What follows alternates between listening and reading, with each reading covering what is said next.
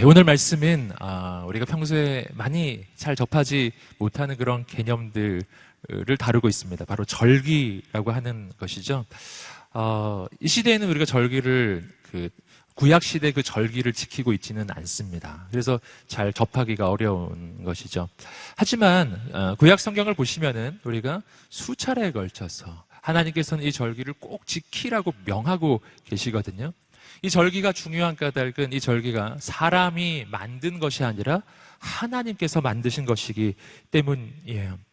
하나님께서 직접 만드시고 직접 제정하신 것이라면 거기에는 분명히 하나님의 뜻과 계획이 있을 것입니다. 몇 가지 중요한 의미가 있는데요. 첫 번째는 뭐냐면 이 절기는 하나님께서 이스라엘을 구원하신 역사를 보여주고 있다는 것입니다. 우리가 잠시 후에 이 절기에 대해서 함께 살펴보시겠지만 6월절 그리고 오순절 그리고 초막절까지 그 절기 하나하나가 모두 다 하나님께서 이스라엘을 구원하셨던 광야에서의 여정과 또 출애굽의 여정과 이런 것들을 기념하고 있음을 알 수가 있어요. 두 번째는 이것은 또한 이스라엘의 농경의 과정하고도 연결되어 있다는 겁니다. 그 절기들을 잘 보시면요, 이스라엘 민족이 1년 동안 농사를 지어서 추수하는 그 과정들이 하나하나 연결되어 있습니다. 세 번째, 가장 중요한 의미가 있다면요, 이것은 하나님께서 이스라엘 민족만이 아니라 전 인류를 구원하는 하나님의 구원의 역사 전체를 보여주는 매우 중요한 영적인 의미도 그 안에 담겨져 있다는 것입니다. 단순히 구약시대의 어떤 농사 짓는 내용이라든가 구약시대의 출애굽의 과정이라든가 그것을 넘어서는 하나님의 전 인류를 구원하는 구원의 역사가 그 안에 담겨져 있습니다. 그래서 오늘 이 절기에 대해서 이해를 하는 것은 굉장히 중요한데요. 단순히 옛날 옛적에 이스라엘 민족이 지켰던 그 전통을 알게 되는 것만이 아니라 지금 이 시대에 오늘 우리의 인생에 그리고 앞으로 하나님께서 이루어 가실 하나님의 그 모든 역사 가운데 어떻게 하나님이 그 일을 이루어 가시는지 어떻게 내 인생은 새로워지는지 그러한 열쇠들을 이 절기들이 다루는 그 내용을 통해서 우리가 알 수가 있다는 거예요. 절기를 보시면요, 크게는 그 7대 절기라고 하는 그 절기들이 있습니다. 6월절, 초실절, 무교절, 오순절, 나팔절, 그리고 대속죄일, 그리고 초막절. 크게 7가지의 절기가 있어요. 레위기에 이런 절기들이 다 다루어지고 있습니다. 근데 그 중에서 가장 중요한 절기 3개를 꼽으라고 하면은 6월절, 그리고 실칠절, 그리고 초막절, 이 3개입니다. 이 3개의 절기가 지켜질 때는요, 하나님께서 직접 명하시기를 모든 이스라엘 백성들이 다 함께 나와 예루살렘으로 다 나와서 함께 이 절기를 지키라고 이야기했던 바로 그러한 절기들이죠. 오늘 우리가 이 3절기를 함께 볼 것입니다. 근데 먼저 이 3절기를 보기 전에 우리가 한 가지 좀 짚고 넘어가야 할 게 있어요. 그것은 뭐냐면은 이렇게 하나님께서 중요하게 하나님이 직접 제정하신 절기들인데 오늘 우리는 6월절도 그리고 오순절도 또 초막절은 더더군다나 우리는 지키고 있지가 않은 거예요. 여기에 대해서 여러분 혹시 의문을 가지고 계시지 않은가요? 우리는 왜 이 절기들을 지키고 있지 않을까요? 단순히 옛날 것이어서 구약 시대는 옛날 거니까 우리는 안 하는 것일까요? 아니면 구약 시대에 구약 성경에 적혀져 있는 이 글들은 우리는 안 지켜도 되는 것일까요? 여러분 어떻게 생각하세요? 오늘 우리가 말씀을 통해서 그리고 성경 전체를 통해서 깨닫는 것은 뭐냐면요, 우리가 지금 이 절기들을 지키고 있지 않은 까닭은요, 그 까닭은 문자적으로 이 절기들을 지키고 있지 않은 까닭은 하나님의 말씀이 의미가 없어서가 아니고 이것은 오래된 것이니 중요한 게 아니어서도 아닙니다. 그보다 더 중요한 영적인 의미가 있는데요, 이 절기에 대해서 신약 성경에서 직접 평가하고 있는 구절들이 있습니다. 골로새서 2장 16절과 17절의 말씀이에요. 이 절기에 대한 신약 성경의 이야기입니다. 한번 읽어볼까요? 시작. 그러므로 여러분은 먹고 마시는 일이나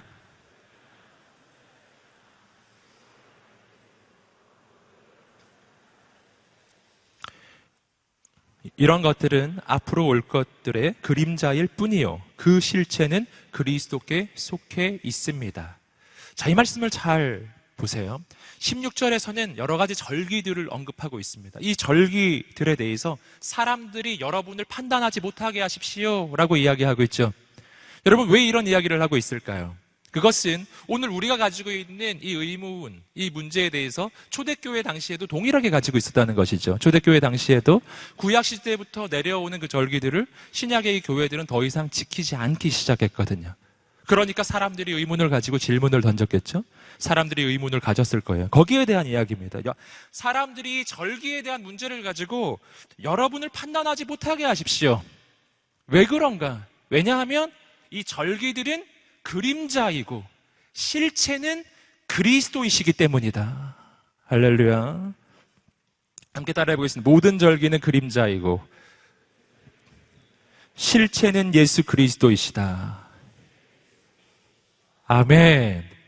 모든 절기들, 구약 성경에 나오는 이 모든 절기들은 분명 구약 시대에 하나님께서 분명히 제정해 주신 분명 하나님의 말씀이고요. 하나님의 명하신 규정들입니다. 하지만 중요한 것은 그것 자체가 실체가 아니라는 거예요. 그것 자체는 실체가 아니고 그것들이 가리키고 있는 진짜 실체가 있다는 것입니다. 그 실체가 바로 예수 그리스도이세요. 그러므로 오늘 여기서 무엇을 알 수 있습니까? 예수 그리스도가 이 땅에 오셨을 때, 진짜 실체이신 예수 그리스도가 이 땅에 오셨을 때, 그때 정말 6월절은 완성이 되고요. 정말 오순절이 완성이 되는 거예요. 그리고 초막절이 진짜 예수 그리스도 안에서 완성되는 것입니다. 그래서 우리는 그 절기들을 더 이상 지키지 않고 있는 것이 아니라 우리가 예수 그리스도 안에 있을 때 그 모든 절기들이 완성되는 거예요. 그리고 예수 그리스도 안에서 그 모든 절기들의 진짜 의미가 밝혀지기 시작하는 것입니다.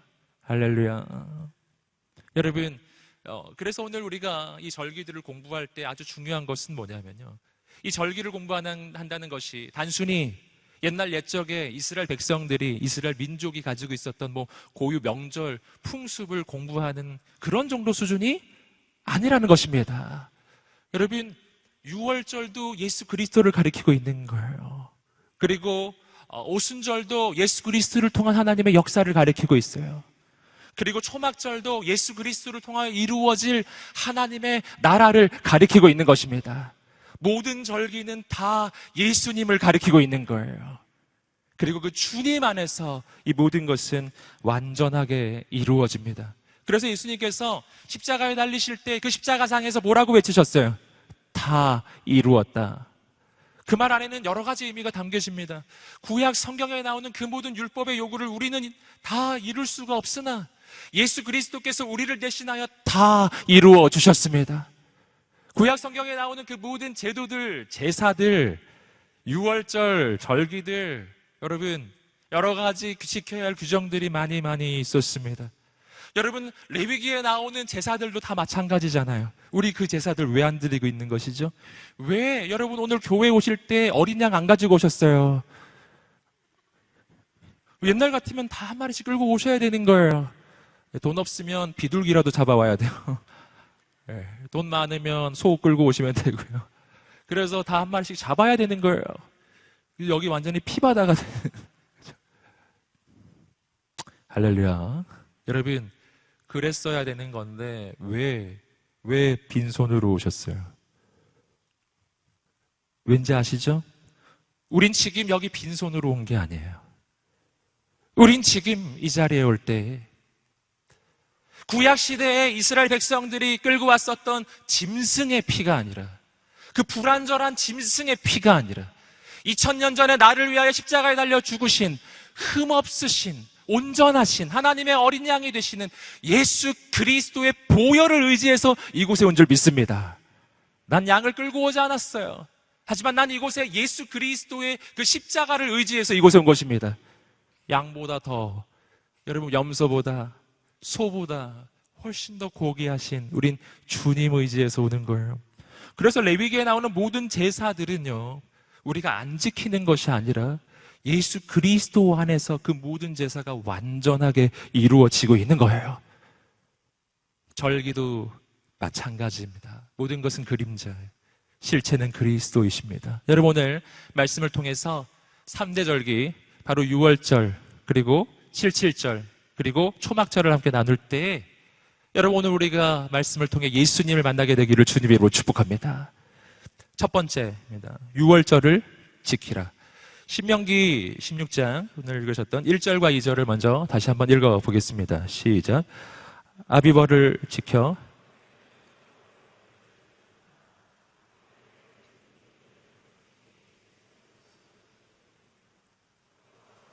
그분의 이름을 두려고 선택하신 그곳에서 너희 소나 양으로 너희 하나님 여호와께 6월절 제사를 올려드리라.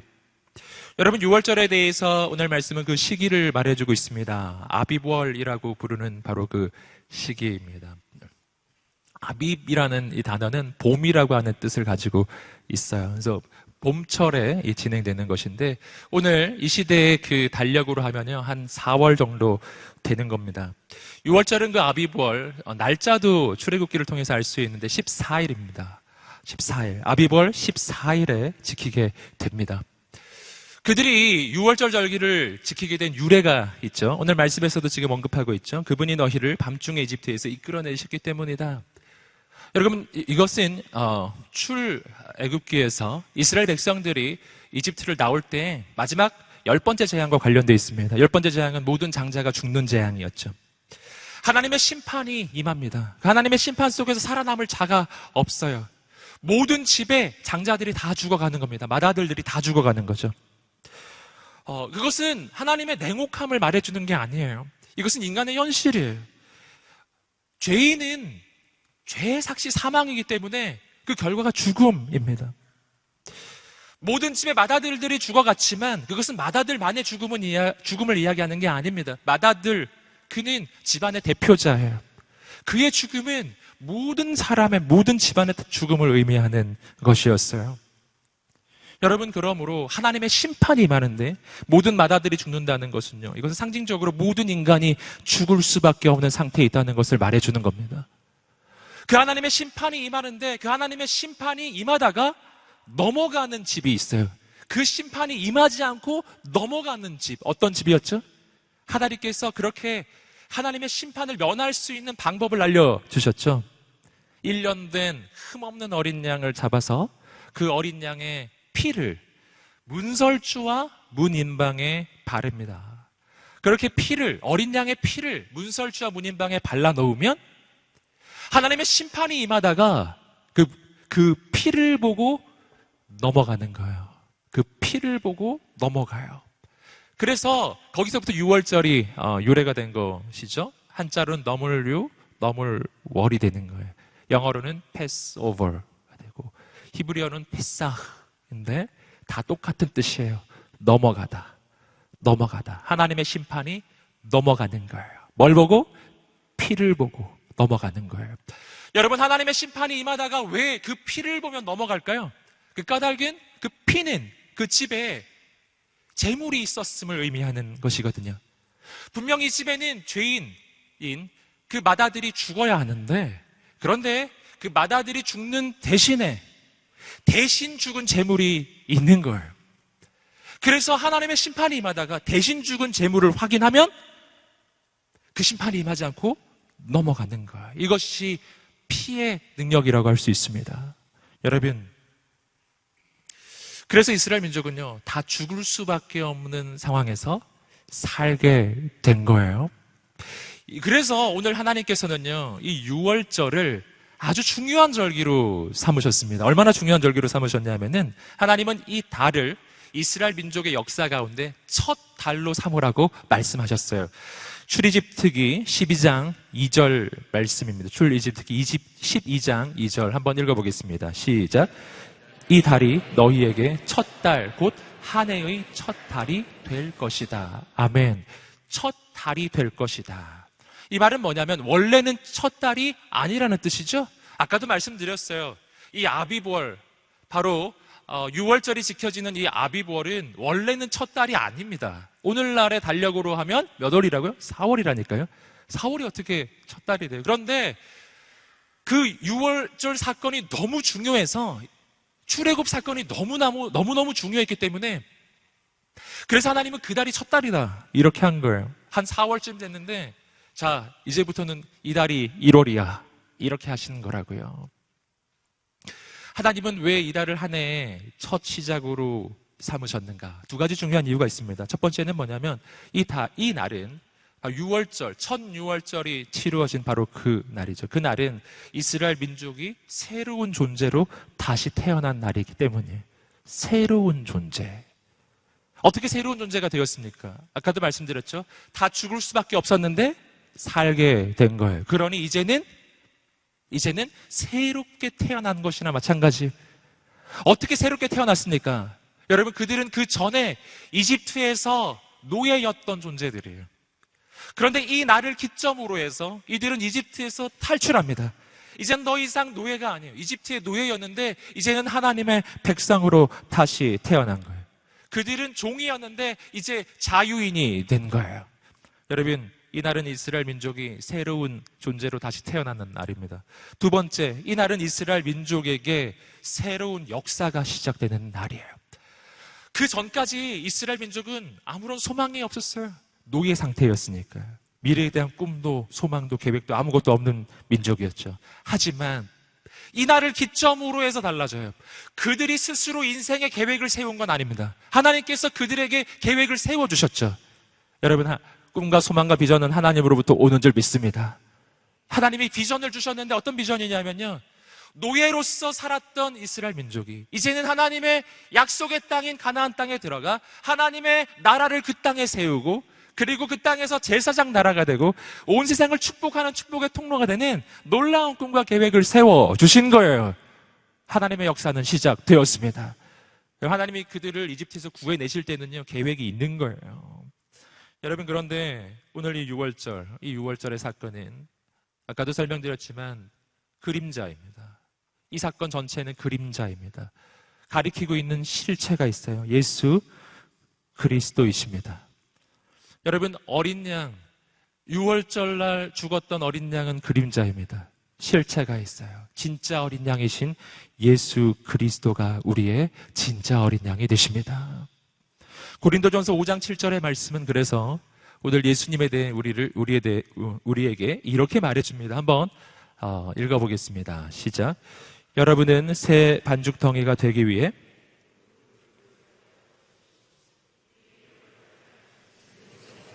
희생되심으로 우리가 누룩 없는 반죽이 됐기 때문입니다. 여러분, 우리 주님이 누구시라고요? 6월절 양. 예수님이 바로 6월절 어린 양이 되어주신 거예요. 여러분, 출애굽 당시 이스라엘 민족은 문설주와 문인방에 피를 발라서 하나님의 심판이 넘어갔습니다. 오늘 우리의 인생은 어떻게 하나님의 심판을 면할까요? 흠없고 점없는 보배로우신 하나님의 어린 양 예수 그리스도의 그 피가 오늘 우리의 인생 가운데 흘러갈 때, 여러분, 오늘 우리는 하나님의 심판을 받지 아니하고 살게 될 줄 믿습니다. 예수님께서 오늘 우리에게 6월절 어린 양이 되신다는 것은요, 뭐를 통해서 알 수 있는가 하면 예수님이 십자가에 달리신 그때의 절기가 바로 6월절이었기 때문이에요. 그래서 구약의 절기하고요, 신약의 예수 그리스도의 사건, 하나님의 역사의 그 사건은 이 절기가 서로 연결이 돼요. 일치합니다. 여기서 우리는 구약 그 절기의 의미를 더 깊게 알게 되는 것이죠. 이스라엘이 출애굽을 할 때 어린 양은 그림자이고요, 그로부터 오랜 세월이 지난 후에 바로 예수님이 이 땅에 오셨을 때, 예수님이 십자가에 달리시던 그날입니다. 여러분, 예수님은 제자들과 함께 6월절의 만찬을 나누셨고요, 이스라엘의 그 날은 저녁에 시작해서 바로 그 다음 날 저녁이 시작되기 전에 끝나는 것이잖아요. 그래서 그 6월절 식사를 한 후에 바로 그 6월절이 끝나기 전에 십자가에 달려 죽으신 것입니다.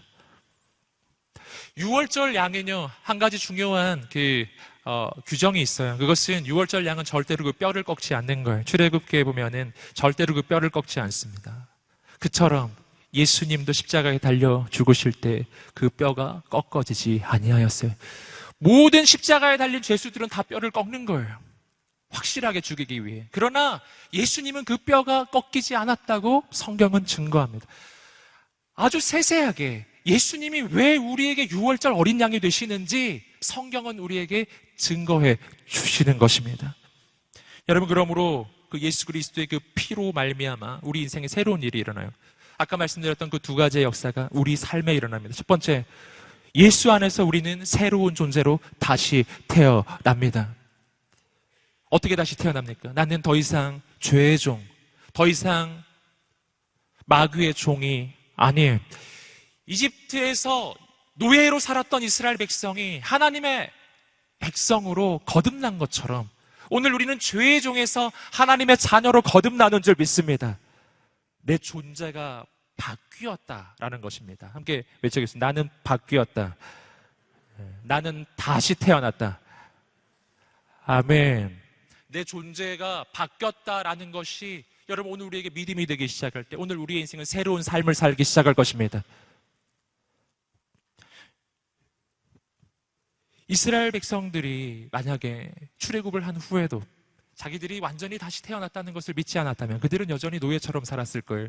이집트에서 했던 일을 계속했을 것입니다.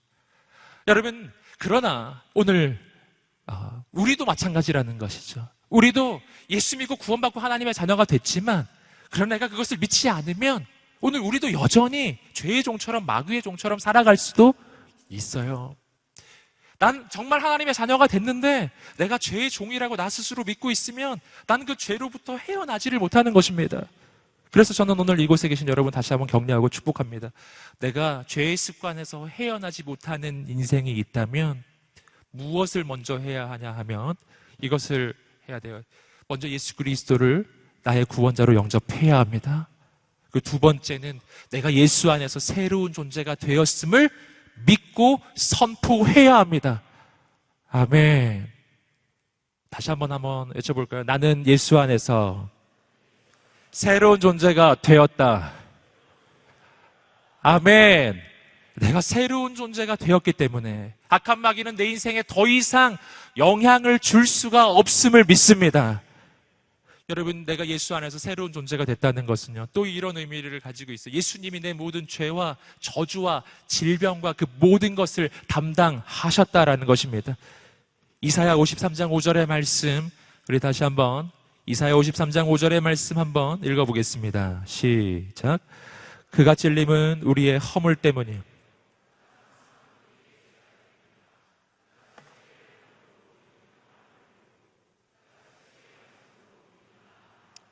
아멘. 예수님 안에서 우리 인생이 새로워진다는 것은요, 내 인생에 가지고 있는 이 모든 저주를 예수님이 다 담당을 하셨다는 것입니다. 여러분, 저주는 끊어졌습니다. 여러분, 그 모든 죄의 저주는 끊어졌습니다. 모든 질병은 끊어졌습니다. 우리 인생은 새로워졌습니다. 우리는 이미 이집트를 떠난 사람들이에요. 우리는 이미 광야로 남았고 우리는 약속의 땅을 향하여 가는 인생들인 줄 믿습니다. 나는 이집트에 있지 않다고요. 그러므로 오늘 이 믿음이 우리 가운데 있어야 한다는 것이죠. 나는 마귀의 손에서 벗어났어요. 이미 벗어났어요. 다만 마귀가 할 수 있는 게 한 가지 있다고 그랬죠. 그것은 속이는 거예요. 넌 아직 마귀의 손에 있다고. 넌 아직 죄의 노예라고. 날 속일 수 있어요. 속으면 끌려갑니다. 여러분, 오늘 다시 한번 깨어나시기를 주님의 이름으로 축복합니다. 두 번째로, 예수 안에서 우리의 인생에는 새로운 역사가 시작합니다. 하나님께서 이루시는 새로운 역사예요. 그래서 고린도후서 5장 17절 말씀 한번 읽어보시겠습니다. 시작. 그런즉 누구든지 그리스도 안에 있으면 새로운 피조물이라. 이전 것은 지나갔으니 보라 새 것이 되었도다.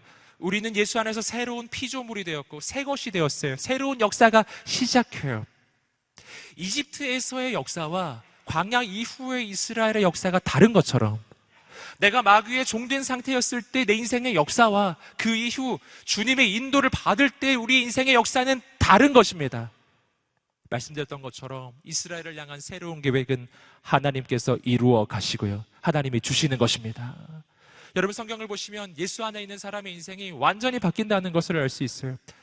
마을에서 왕따였던 한 여인이 예수님을 만납니다. 그는 그 마을의 부흥의 주인공으로 바뀌었습니다. 한 번도 생각해 보지 않은 새로운 미래가 시작되는 거예요. 여러분, 오늘 우리의 인생도 마찬가지예요. 예수 안에서 우리 인생의 새로운 역사가 시작될 줄 믿습니다. 그렇다면은 이 6월절을 오늘 우리가 지킨다는 것은 어떻게 지켜야 하는 것인가 하는 것이죠. 여러분이 6월절이 지켜지는 것은요, 나를 위해 십자가에 달려 죽으신 예수 그리스도를 매일매일 기억하는 것입니다. 그래서 2000년 전 그 이전에는 6월절이란 매해 예루살렘 성전에 와서 지키는 것이었지만, 그러나 예수님이 이 땅에 오신 이후로 6월절을 지킨다는 것은요, 나를 위해 2000년 전 십자가에 달려 죽으신 예수 그리스도를 매 순간순간 기억하는 거예요. 그리고 매 순간순간 내 인생이 다시 태어났음을 믿는 것입니다. 매 순간순간 내 인생의 새로운 역사가 시작되었음을 믿는 것입니다. 그때 우리 인생은 놀라워질 것입니다. 계속해서 3절, 4절 말씀을 읽어 보시겠습니다. 시작. 올린 음식을 먹되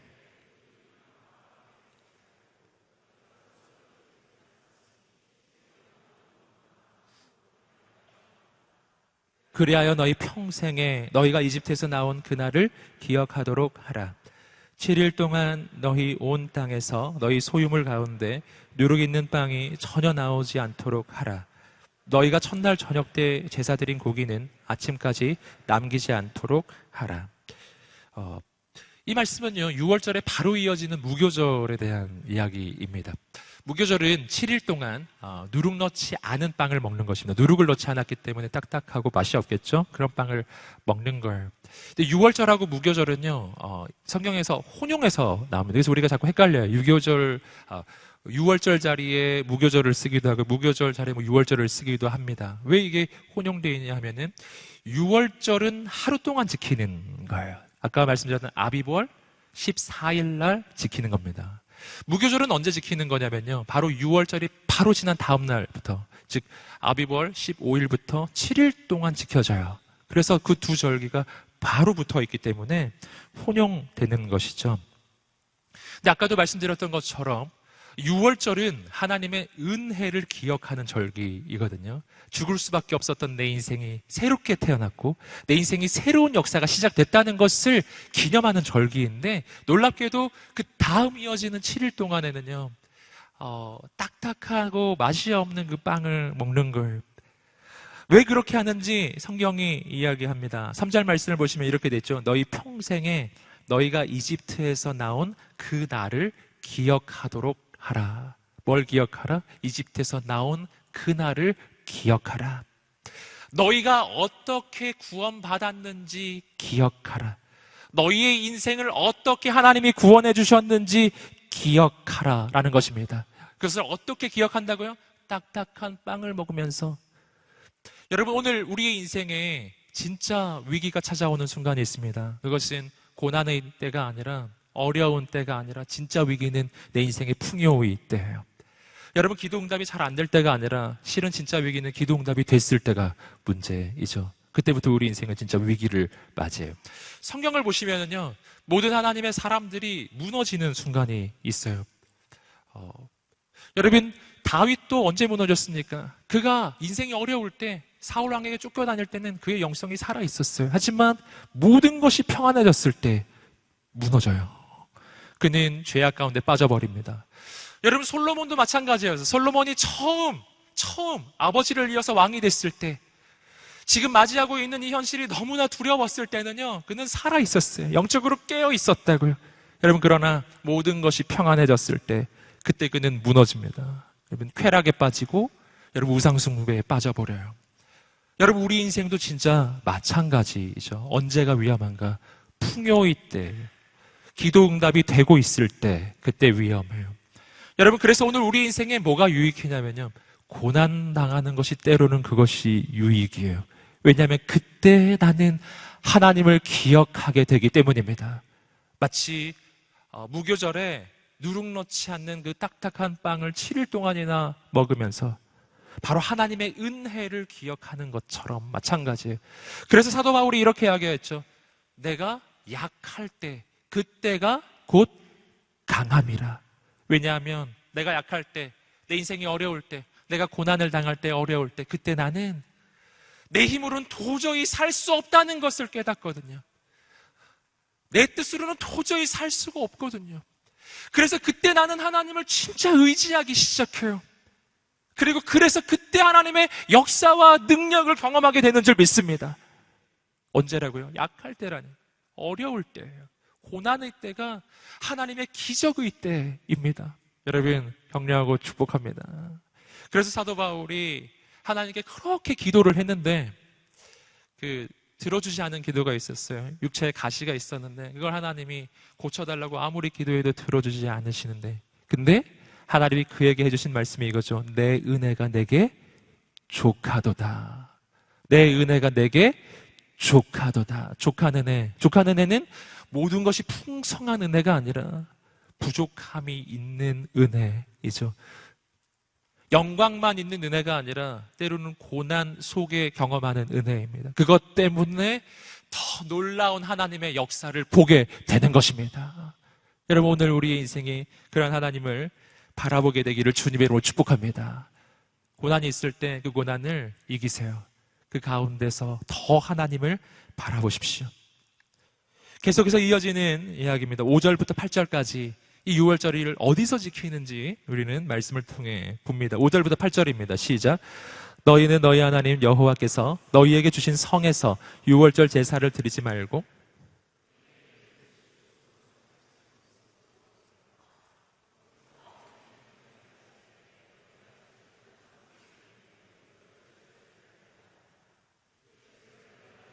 여호와께서 선택하신 그곳에서 구워 먹고 아침이 되면 너희 장막으로 돌아가라.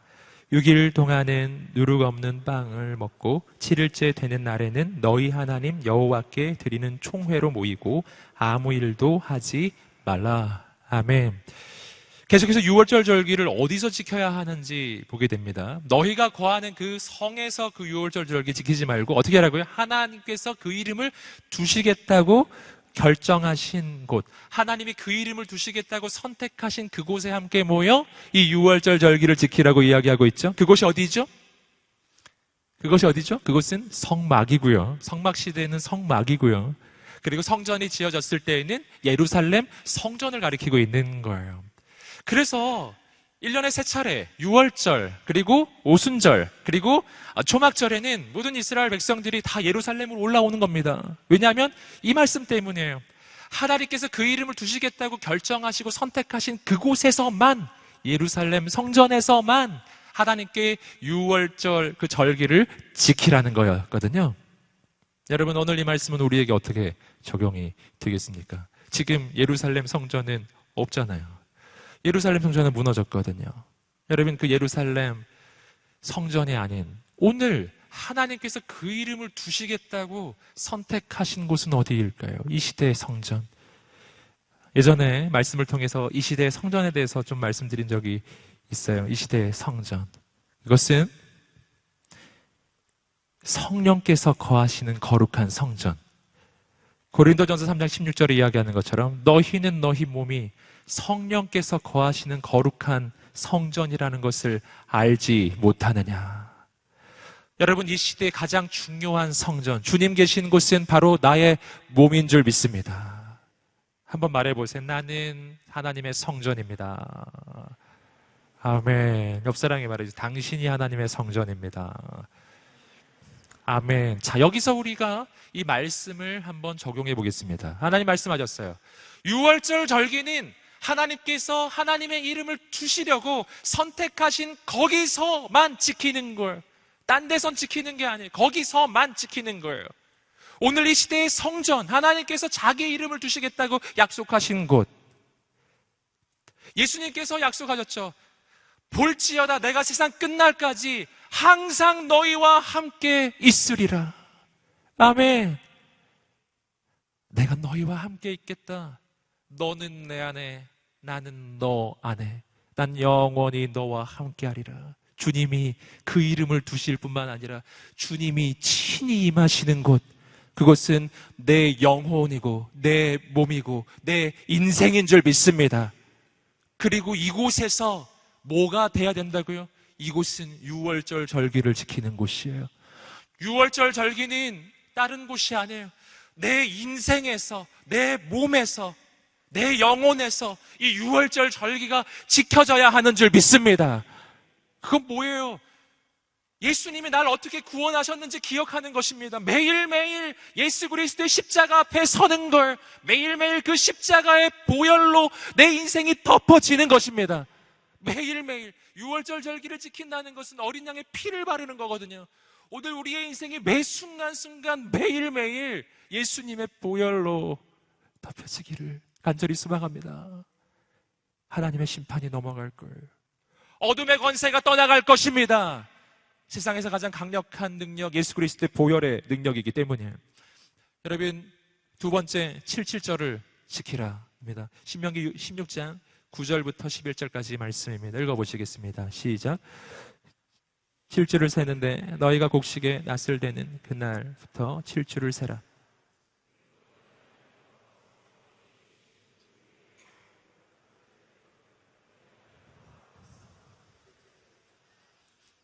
또 너희 하나님 그분이 당신의 이름을 둘 곳으로 선택하신 그곳에서 기뻐하되 너와 내 아들 딸들과 내 남종들과 여종들과 내 성 안의 레위 사람들과 너희 가운데 사는 이방 사람들과 구아들과 과부들과 함께 즐거워하라. 자, 오늘 말씀을 보시면은 두 번째 77절에 대한 이야기가 나옵니다. 이 77절이라고 하는 그 이름의 그 유래가 어떻게 되냐면요, 77은 우리가 잘 아시는 뭐 구구단하고 똑같아요. 77은 뭐죠? 네, 헷갈리시죠? 77은 49잖아요. 이게 어떻게 나온 거냐면 오늘 말씀에 그 이야기가 나옵니다. 9절 말씀을 보시면 7주를 세는데 너희가 곡식에 낫을 대는 그날부터 7주를 세라. 여기서 보시면요, 정확하게 명시가 안 되지만 이렇게 슬쩍 지나가는 절기가 하나 나와요. 그것은 뭐냐면 곡식에 처음으로 낫을 대는 날이에요. 그날부터 7주잖아요. 그 날이 어떤 날이냐면 초실절이라는 날입니다. 함께 따라해보세요. 초실절. 이 한자로 이해가 되시죠? 처음으로 보리 곡식을 열매로 거두는 날이에요. 그걸 초실절이라고 합니다. 근데 그 날이 딱 정해져 있습니다. 어느 날이냐면 6월절하고 굉장히 가까워요. 6월절하고 가장 가까운 안식일을 지난 첫날이에요. 6월절 지난 안식일을 지난 첫날. 말이 좀 복잡하죠? 다시 6월절을 지난 안식일 지난 첫날. 네. 여러분, 근데 그날부터 몇 주? 7주. 77은 49. 그 날이 바로 77절입니다. 이 날을 계수하는 첫날이 어느 날인지 아시겠죠? 초실절이 첫날이에요. 77은 49. 똑같은 표현이 또 하나 있는데 오순절입니다. 오순은 50을 이야기해요. 그러니까 49라고 하는 것은요, 49일이라고 하는 그 간격을 이야기하고 49일이 지나면 49일이 지난 날이 50일이 되는 날이죠. 그래서 77절하고 오순절은 똑같은 말이에요. 헷갈리시면 안 돼요. 다른 날이 아니라고요. 똑같은 날을 가리키는 다른 표현이에요. 그리고 또 한 가지 표현이 있어요. 이 77절은요, 동시에 곡식 추수에 대해서 감사하는 날입니다. 곡식을 추수함에 대한 감사하는 날. 보리와 밀의 추수를 감사해요. 그래서 맥추절이라고도 해요. 맥추절. 그래서 오순절은 77절하고 같은 날이고 또 맥추절하고도 같은 날이에요. 세 가지는 같은 거예요. 할렐루야. 놀라운 사실을 깨달으셨죠? 제가 성경에서 이게 얼마나 헷갈렸던지 너무 절기가 많은 것 같아요. 근데 가만히 보니까 그렇게 많지 않더라고요. 똑같은 걸 여러 가지 말로 표현하는 거였어요. 오순절은 기쁨의 절기, 오늘 말씀에서도 나오죠. 너희 기뻐하라고. 왜냐하면 하나님 주신 그 곡식의 추수 때문에 기뻐하고요. 나눔의 절기이기도 해요. 이웃에게 어려운 이웃과 그것을 다 나누는 겁니다. 여러분, 그런데 이 오순절은요, 이 신약 시대로 넘어오면요, 훨씬 더 중요한 영적 의미를 가집니다. 우리 너무 잘 아는 거예요. 오순절 뭐 한 날이죠? 성령이 임하신 날이에요. 할렐루야. 여러분, 성령님이 임하셨는데, 자, 여기서 우리 다시 한번 날짜 계산 해보겠습니다. 성령님이 언제 임하셨는지 우리 확인할 수 있어요. 성령님이 언제 임하셨는가? 오순절 날 임하셨죠? 근데 그 오순절 그 시간 계산을 하는 첫날이 무슨 날이라고 그랬죠? 초실절이라고 말씀드렸죠? 근데 이 초실절이 아주 중요해요. 이 초실절이 유월절을 지난 안식일을 지난 첫날이거든요.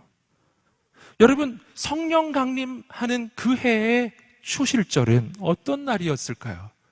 여러분, 성령 강림했던 그 해의 유월절은 예수님께서 십자가에 달리시는 날이었어요. 그리고 예수님께서 십자가에 달리신 바로 그 다음 날이 안식일이었고요. 그리고 그 안식 후 첫날이 예수님이 부활하신 날이에요. 유월절을 지난 안식일에 지난 첫날,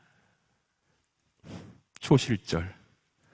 그 초실절에 예수님이 부활하신 것입니다.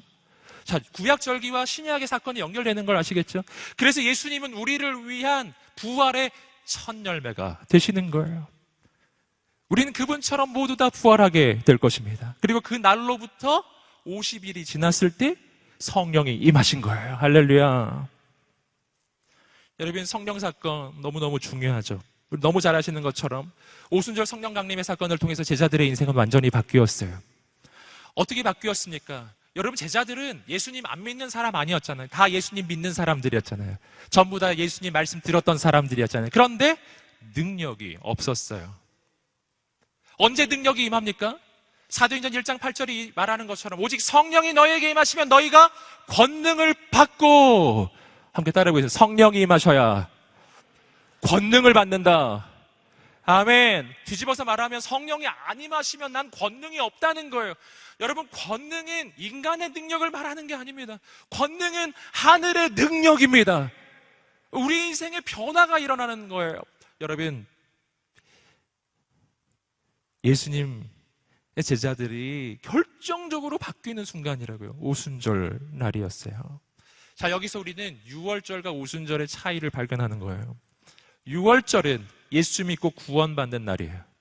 유월절은 예수 믿고 죄의 종에서 하나님의 자녀로 다시 태어나는 날입니다. 할렐루야.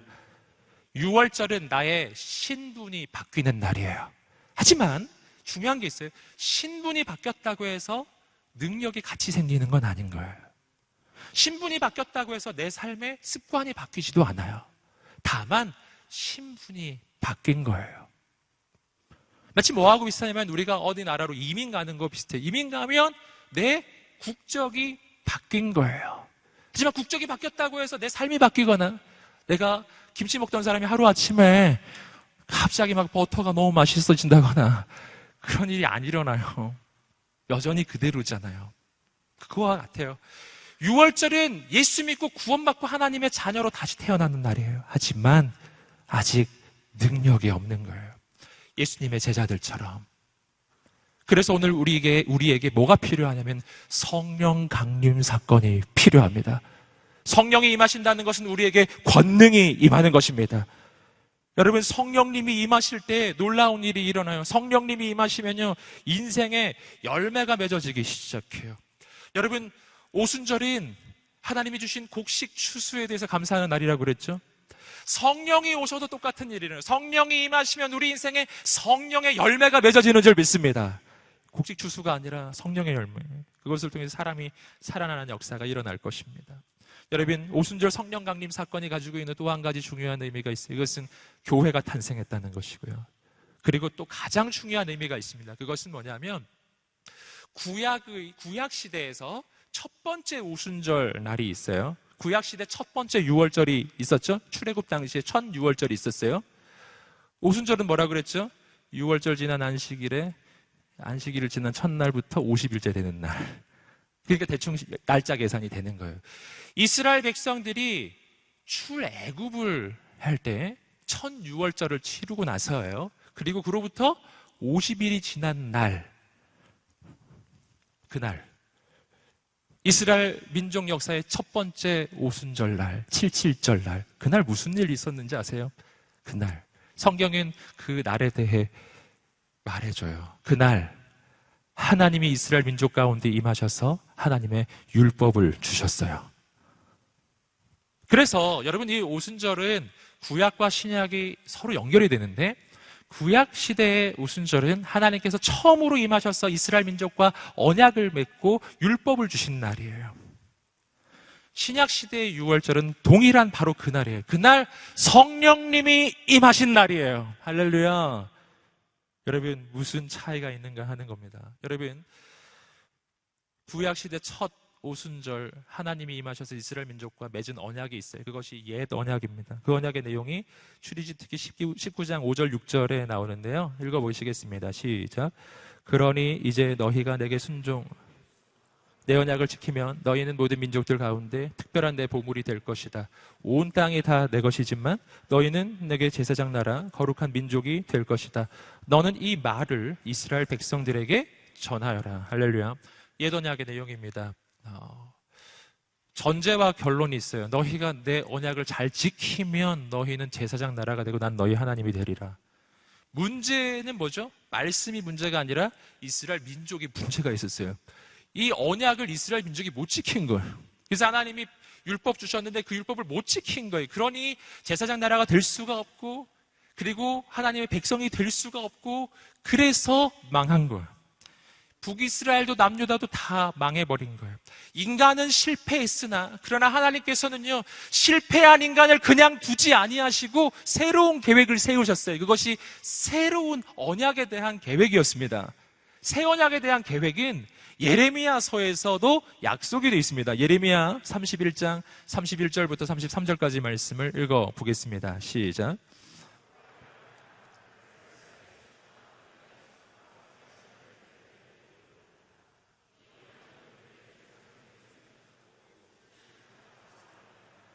내가 그들의 조상과 맺은 언약과는 같지 않다.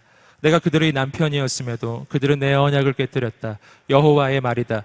여호와의 말이다. 이것이 내가 그 날들 후에 이스라엘의 집과 맺을 언약이다. 내가 내 율법을 그들의 생각 속에 주고 그들의 마음에 기록할 것이다. 그리하여 나는 그들의 하나님이 되고 그들은 내 백성이 될 것이다. 아멘. 여러분, 첫 언약과 새로운 언약 사이에는 차이가 있어요. 첫 번째 언약을 하나님이 주시는 첫 오순절 날에 하나님께서는 돌에 새긴 십계명의 두 돌판을 주셨던 거예요. 근데 그 계명을 못 지켰어요. 하나님이 새로운 방법으로 말씀해 주셨어요. 이제는 내가 새 언약을 너에게 주겠는데, 이제는 하나님의 법을 돌판에 새기는 것이 아니라 이제는 하나님의 법을 너희의 마음과 생각에 새겨 주리라. 할렐루야. 너희 마음과 생각에 내 하나님의 법을 너희 마음에 새겨 주리라. 할렐루야. 어떻게 그 일이 일어났죠? 어떻게 내 마음에 하나님의 법이 새겨지죠? 그 일이 바로 오순절날 마가다락방에서 성령님이 임하셨을 때 일어난 사건이에요. 성령님이 각 사람 가운데 임하시기 시작합니다. 여러분, 구약 성경에서의 첫 번째 77절 오순절 그날은 하나님이 어디 임하셨죠? 시내 산에 임하셨어요. 시내 산 꼭대기에 하나님이 임하셨는데 이스라엘 백성이 너무 두려워서 거기 못 갔습니다. 그래서 모세 한 사람만 올라가서 하나님의 법을 받아온 것이었어요. 이것이 첫 번째 오순절날 일어날 일이었어요.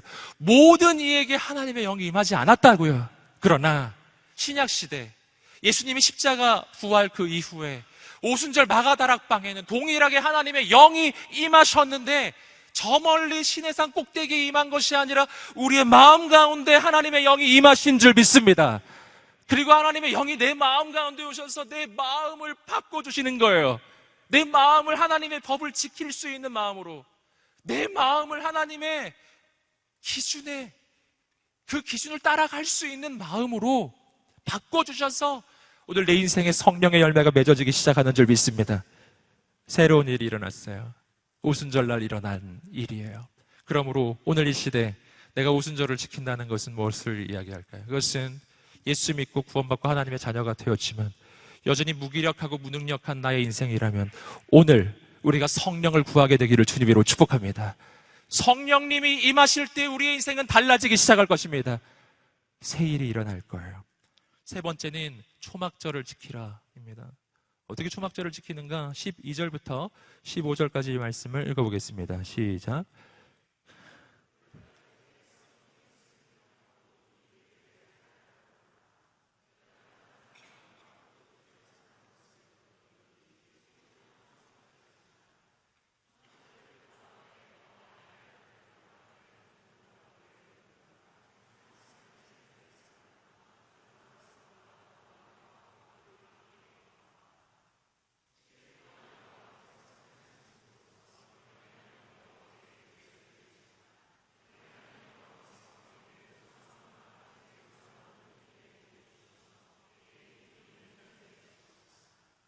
아멘.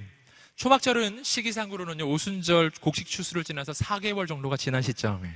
이때도 추수에 대한, 결실에 대한 감사인데요. 내용이 좀 다릅니다. 17절은 곡식 추수고요.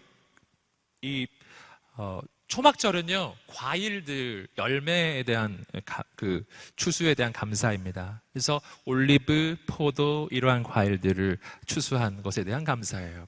그래서 이 초막절이 굉장히 큰 절기가 됩니다. 왜냐하면 이 초막절은요, 한 해의 중간에서 어떤 추수가 아니라 한 해를 마무리하는 추수예요. 한 해 전체가 완성되는 추수예요. 오늘 우리로 말하면요, 언제하고 똑같은 거냐면 추석 때하고 똑같아요. 추석 때 모든 것이 풍요해요. 완전히 모든 것을 마무리된 한 해의 추수가 끝난 거예요. 여러분, 그래서 일단 이름을 하나 좀 짚고 넘어가면, 그래서 모든 곡식을 추수하고 또 그것들 모든 과일들을 추수하고 저장한다고 해서 이 날을 수장절이라고도 해요. 추수하고 저장한다, 수장절이라고도 불러요. 그리고 그런데 놀랍게도 이 절기를 지키는 방법이 있는데, 이 절기를 지키는 방법은 초막을 짓고 초막에서 일주일 동안 사는 것이었어요. 그래서 이 절기를 초막절이라고도 하고 그 초막을 장막이라고도 하기 때문에 장막절이라고도 합니다. 그러니 초막절은 장막절과 같은 것이고 장막절은 수장절과 같은 거예요. 할렐루야. 이 세 가지는 같은 거예요. 앞으로는 헷갈리지 않으시기를 주님으로 축복합니다. 여러분, 그런데 이 감사의 절기를 왜 초막을 짓는 방법으로 보내는가? 중요한 내용이 세 가지가 있어요. 하나는 뭐냐면 하나님의 은혜를 알기 위해. 지금 있는 이것이 전부 하나님의 은혜인 거예요. 과거에 초막 짓고 살았던 인생, 오늘 하나님 축복해 주신 것을 알게 되고요. 또 하나는 초막을 짓는 그 일주일의 여정을 통해서 내 삶의 진짜 이 나그네로서의 인생의 본질을 알게 되는 거예요. 이 땅에 아무리 좋은 게 많아도 난 초막 짓고 사는 거랑 똑같은 거다. 난 나그네 길을 걸어가고 있어요. 세 번째, 가장 중요한 메시지가 있습니다. 그것은 뭐냐면 하나님의 역사의 완성을 바라보는 것입니다. 초막은 완성품이 아니거든요. 그건 임시방편이잖아요. 그렇다면은 언젠가 완성품이 오는 날이 있을 거예요. 그것이 바로 먼 미래에 예수께서 다시 오시는 날, 이 땅에 이루어지게 될 하나님의 나라를 말합니다. 그래서 이 초막절은요, 미래의 절기예요. 이 초막절이 완전하게 이루어지는 날은 주님께서 다시 오시는 날이에요. 그래서 성경을 보시면요, 하나님께서 다시 오시는 영광스러운 미래에 대한 표현이 있습니다. 스가랴 14장 16절 말씀은 그날을 이렇게 이야기합니다. 읽어보시겠습니다. 시작. 그때 예루살렘을 치러 온 모든 나라들 가운데서 살아남은 그들은 거기서 만군의 여호와인 왕을 예배하고 초막절을 지낼 것이다. 마지막 날 모든 민족, 모든 열방이 함께 모여 절기를 지키게 될 거예요. 그 절기의 이름은 초막절이에요. 할렐루야. 할렐루야. 그래서 이 초막절은요, 주님 다시 오실 날 미래를 향한 영원한 관점과 연결되어 있는 겁니다. 여러분, 지금 난 초막에서 살고 있어요. 하지만 완성품이 오는 날이 있어요. 저 하늘로부터 새 하늘과 새 땅이, 새 예루살렘이 이 땅 가운데 내려오는 날이 있다고 요한계시록은 이야기해요. 그것은 우리가 지금 살고 있는 이 초막 짓고 사는 인생이 아니라 하나님이 친히 만들어주시는 하나님의 나라가 임하는 바로 그 날, 영원한 하나님의 나라의 비전을 보여줘요. 요한계시록 21장 2절부터 4절까지 말씀입니다. 요한계시록 21장 2절부터 4절 읽겠습니다. 시작. 또 나는 거룩한 도성 새 예루살렘이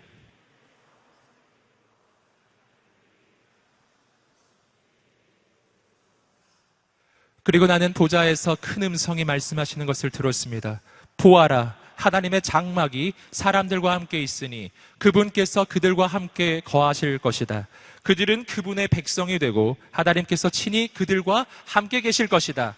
그들의 눈에서 모든 눈물을 닦아주실 것이며 더 이상 죽음이 없고 다시는 슬픔이나 우는 것이나 아픈 것이 없을 것이다. 이는 처음 것들이 지나갔기 때문이다. 할렐루야.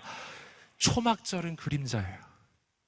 실체는 언제 오는가? 주님 다시 오시는 날, 재림하시는 주님께서 실체를 보여주실 거예요. 우리는 하나님의 나라를 보게 될 것입니다. 여러분, 그러므로 이 초막절을 지킨다고 하는 것은요, 내가 이 땅을 살아가는 여정이 나그네 길임을 발견하고 땅에 소망을 두지 아니하고 하늘에 소망을 두는 인생이 되는 거예요. 나그네가 내가 지금 가지고 있는 거 영원히 소유할 것처럼 세상의 가치를 위해서 내 모든 걸 쏟아붓고, 여러분, 그런 인생이 아니라는 것이죠. 여러분, 우리의 눈을 들어서 영원한 하나님의 나라를 보게 되기를 주님의 이름으로 축복합니다. 영원의 관점이 하나님 다시 오실 때, 주님 다시 오실 때 이루어질 하나님의 나라, 영원한 하나님의 승리를 바라보게 되기를 주님으로 축복합니다. 잠시 잠깐 마귀가 이기는 것 같이 보이고 잠시 잠깐 악인이 흥하는 것처럼 보이지만 그러나 결코 영원하지 않아요. 하나님만이 영원하실 것입니다. 영원한 하나님을 바라보아야만 오늘 내가 뭘 할지를 알아요. 초막절을 지키는 사람들, 오늘 이 땅에서 하나님을 바라보며 믿음의 길을 선택하는 사람들이에요. 오늘 이 시간에 우리는 6월절과 그리고 77절과 초막절을 통해서 하나님의 영원한 계획을 보았습니다. 단순한 절기가 아닌 하나님의 온 세상을 향한 구원의 역사를 보았습니다. 오늘 우리의 인생의 신앙의 여정을 본 걸 하나님 아버지, 우리가 함께 기도하며 나아갑니다. 아버지 하나님, 오늘 우리가 예수 안에서 영원히 새로워진 인생임을 믿게 하여 주시옵소서. 오늘 우리가 예수 그리스도 안에서 우리의 삶이 온전히 새로워졌음을 믿게 하여 주시옵소서. 여러분, 예수 믿는다는 것은 신분이 바뀌고 인생이 바뀌고 내 삶의 새로운 역사가 시작하는 것입니다. 그래서 난 더 이상 과거에 매이지 않는 거예요. 살아계신 하나님, 지금 이 순간 우리 인생에 임하여 주시옵소서. 역사하여 주시옵소서. 내가 예수 믿고 구원받고 하나님의 자녀가 되었다면 이제는 우리 인생 가운데 하나님의 능력을 경험해야 할 순간이 된 걸, 내 인생에 진짜 오순절이 와야 하는 것이죠. 하나님, 거룩한 주의 영으로 이 시간 임하여 주시옵소서. 내 삶에 하나님의 새로운 역사가 시작되게 하여 주시옵소서. 우리가 함께 기도하면서 주 앞에 나아갈 때 우리 다 함께 자리에서 일어나셔서, 하나님, 오늘 우리가 예수 그리스도를 믿고 하나님의 자녀가 되었다면 이제는 거룩한 주의 권능을 받게 하여 주시옵소서. 다시 한번 오늘 우리의 인생이 일어나게 하여 주시옵시고 하나님께 쓰임받는 인생으로 세워지게 하여 주시옵소서. 우리 주 앞에 두 손을 들고 간절히 주여 세 번을 치며 예수님을 기억하는 하나님의 사람, 거룩한 성령의 역사를 경험하는 인생이 되게 해달라고 주여 세 번을 치시며 기도하겠습니다. 주여, 주여, 주여. 아버지, 거룩하신 하나님,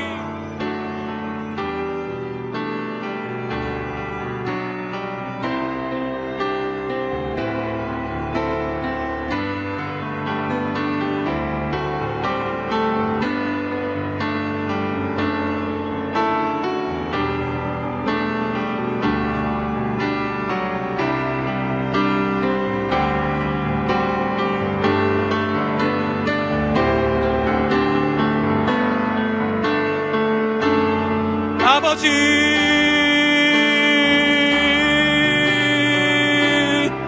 아버지, 비소서 하나님, 기름 부어주시옵소서 하나님.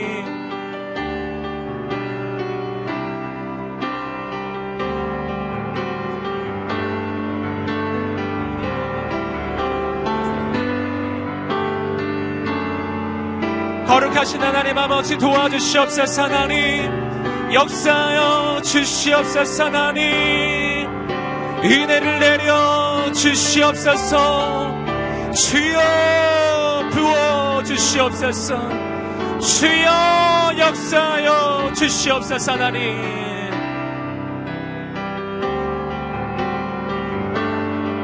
거룩한 주님의 영으로 오시옵소서 하나님. 새 일을 이루어 주시옵소서 하나님. 새 역사를 이루어 주시옵소서 하나님. 오 주님, 주님,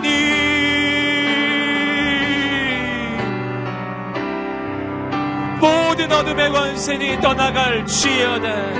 살아계신 하나님만 충만하게 임하여 주시옵소서. 하나님, 기름 부어 주시옵소서. 하나님, 아버지 역사하여 주시옵소서. 하나님,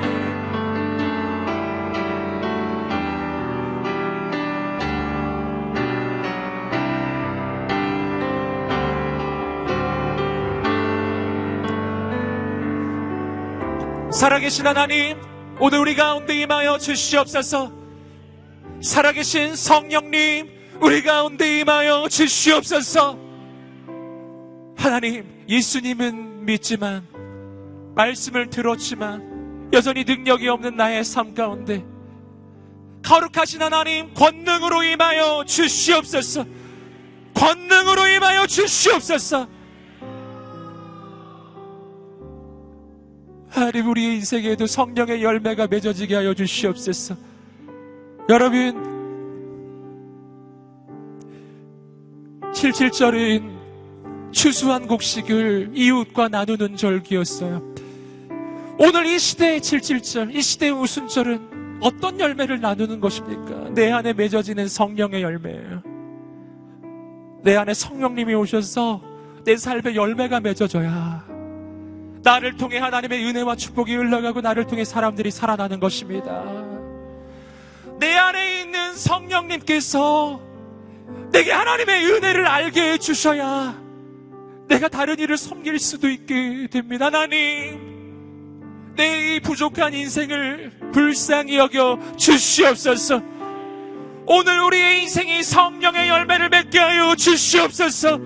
기쁨의 열매를 맺게 하여 주시옵소서. 오늘 우리의 인생이 나눌 줄 아는 인생이 되게 하여 주시옵소서.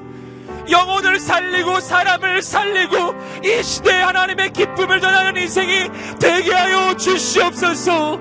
다시 한번 주 앞에 두 손을 들고 주여 세 번의 지명 기도하겠습니다. 주여, 주여, 주여. 할렐루야. 하나님 아버지, 아버지, 아버지, 우리 인생에 성령의 열매가 맺어지게 하여 주시옵소서. 거룩한 열매가 맺어지게 하여 주시옵소서. 하나님,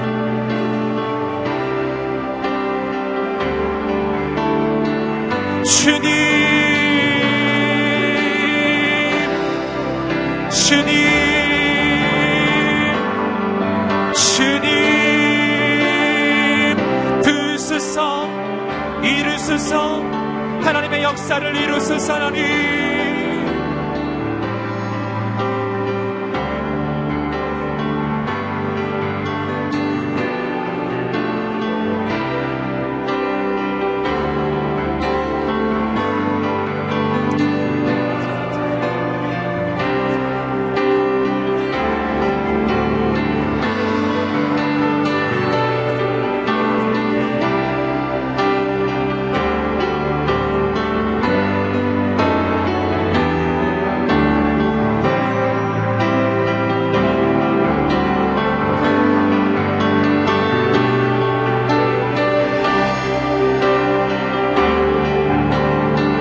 아버지,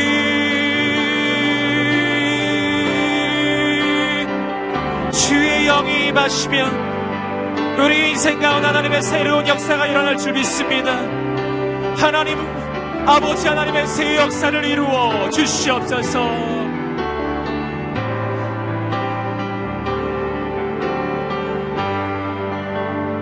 살아계신 하나님 오시옵소서. 기담에 나가는 모든 심령을 붙잡아 주시옵소서. 내 힘으로 할 수 없는 것을 성령께서 하시는 줄 믿습니다.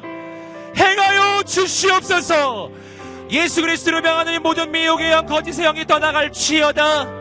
모든 속임이 떠나갈지어다. 나는 하나님의 아들임을 선포하노라. 나는 하나님의 딸임을 선포하노라.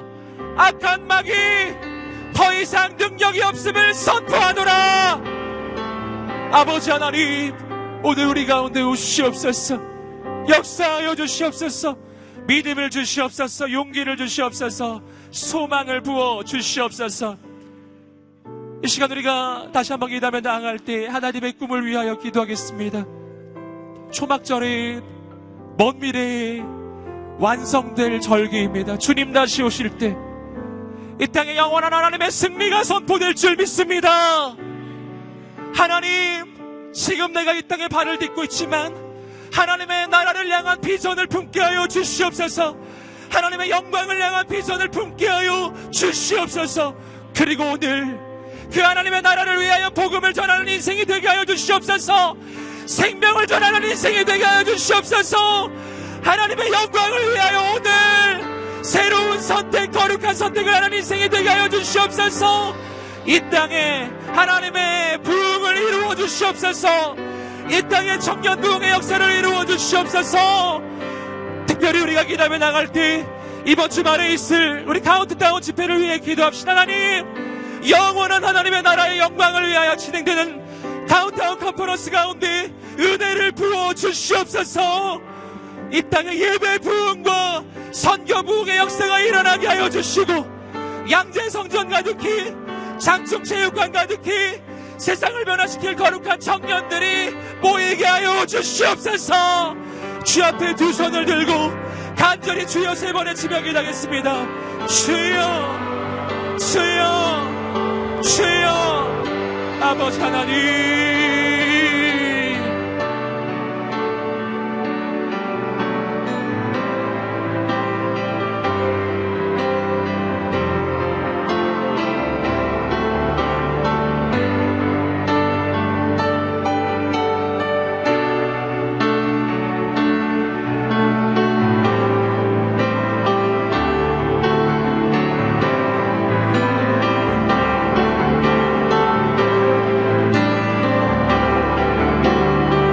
아버지,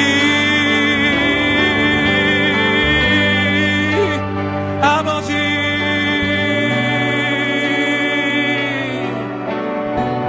아버지,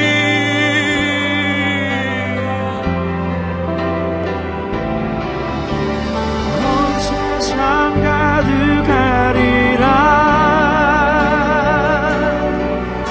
물이 바다 높음같이, 물이 바다 높음같이, 물이 바다 높음같이, 물이 바다 덮음같이, 물이 바다 높음같이 여호와의 영광을 인정하는 것이 온 세상 가득하리라. 거룩하신 하나님, 물이 바다 높음같이, 물이 바다 높음같이, 물이 바다 높음같이 세상 모든 민족이, 세상 모든 민족이 구원을 얻기까지 우리 함께 일어나 이 찬양으로 영광 돌리겠습니다. 하나님, 주의 심장 가지고 우리 이제 일어나 주 따르게 하소서. 세상 모든 육체가 주의 영광 보도록 우릴 부르시는 하나님, 주의 손과 발 되어 세상을 치유하며 주 섬기게 하소서. 물이 바다 덮음같이, 물이 바다 높음같이 여호와의 영광을 인정하는 것이 온 세상 가득하리라. 물이 바다 높음같이, 물이 바다 높음같이, 물이 바다 높음같이, 물이 바다 덮음같이,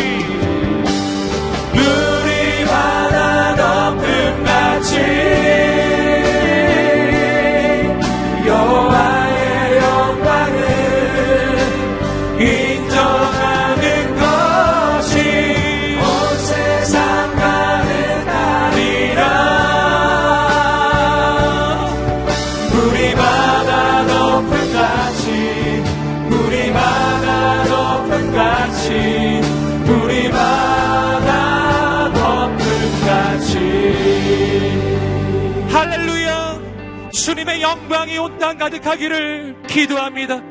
하나님만 영광을 받아 주시옵소서. 오늘 우리의 눈을 들어 거룩하신 하나님을 보게 하여 주시옵소서. 우리에게 하늘의 소망을 더하여 주시옵소서. 주님이 이루어가실 놀라운 일을 기대하고 소망합니다. 하나님의 은혜에 감사하며 작은 물질을 주 앞에 구별하여 드렸습니다. 물질만이 아니라 우리의 미래도 주께 드립니다. 아버지의 영광을 위하여 쓰임받게 하여 주시옵소서. 드려지는 인생마다 아름다운 열매를 맺게 하여 주시옵소서. 지금의 우리 주 예수 그리스도의 은혜와 하나님의 사랑과 성령의 교통하심이 오늘 하나님의 꿈을 꾸고 하나님의 비전을 바라보며 믿음으로 전진하기로 결단하는 모든 하나님의 사람들 머리 위에, 이민족과 열방과 모든 선교사님들 머리 위에 지금부터 영원까지 함께 하시기를 간절히 축원하옵나이다. 아멘. 몹쓸 병마와 싸우다 세상을 떠난 선교사. 그렇게 우리는 예수를 만났다.